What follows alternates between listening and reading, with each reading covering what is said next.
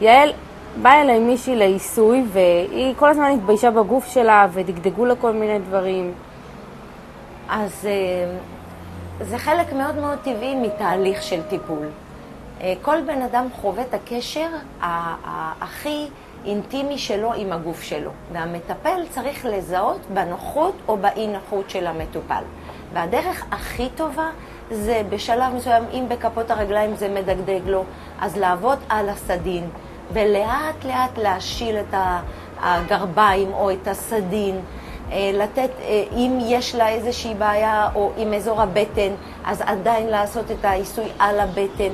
כל הזמן לאט לאט לוודא שהמטופלת בתהליך שהיא עוברת, לאט לאט בדינמיקה של שניכם, לזהות באיזה אזור פחות נוח לה או יותר נוח לה, ומשם לוודא את הרגישות עבורה ולשחרר אותה.